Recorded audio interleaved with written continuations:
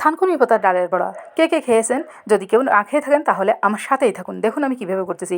প্রথমে আমি ডাল ভিজিয়ে নিয়েছিলাম ২ ঘন্টার মতন, তারপরে ২ ঘন্টা পরে পানি ছেঁকে আমি ডালগুলো বেটে নিলাম। ভালো করে একটু বাটতে হবে, আর এত ফিনিশটা করা যাবে না, এটা একটু আধা ভাঙ্গা থাকতে হবে।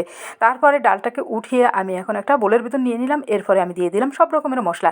দিয়ে দিলাম হলুদের গুঁড়া, মরিচের গুঁড়া, লবণ, আরও কিছু মশলা আছে, এগুলো আমার বড় ভিডিওতে থাকছে, আপনারা চোখ রাখুন আমার ভিডিওর দেখার জন্য। দিয়ে দিলাম ১ চা চামচের মতন আদা রসুন বাটা, দিয়ে দিলাম পেঁয়াজ কুচি, দিয়ে দিলাম মরিচ কুচি। এখন আমি এখানে দিয়ে দিব সেই থানকুনি পাতা কুচি।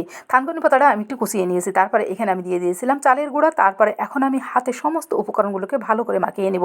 এরপরে চুলায় দিয়ে দিলাম একটা প্যান, প্যানে দিয়ে দিলাম পরিমাণ মতো তেল। তেলটা গরম হওয়ার পরে আমি পেঁয়াজুর যে ডোটা করেছি সেটা আমি হাতে চ্যাপটা চ্যাপটা করে আমি দিয়ে দিলাম প্যানে। এখন আমি উল্টিয়ে দিতেছি। উল্টিয়ে দিয়ে এরপরে দ্বিতীয় পাশটা উল্টিয়ে আমি একটু ভালো করে মশমশা করে ভেজে নিব। আর বড়াটা কিন্তু আমার হয়ে গেছে ভাজা। এখন আমি গরম ভাতের সাথে সুন্দর করে খেয়ে নিব। আর লেবু দিয়ে দিব সাথে, আর লেবুর রস দিয়ে গরম ভাতের সাথে এই বড়া দিয়ে খেতে যে কী মজা, না খেলে বোঝানো যাবে না। আমি তো খেয়ে নিলাম গরম ভাতের সাথে। ও সেই স্বাদ, আপনারাও ট্রাই করে দেখবেন।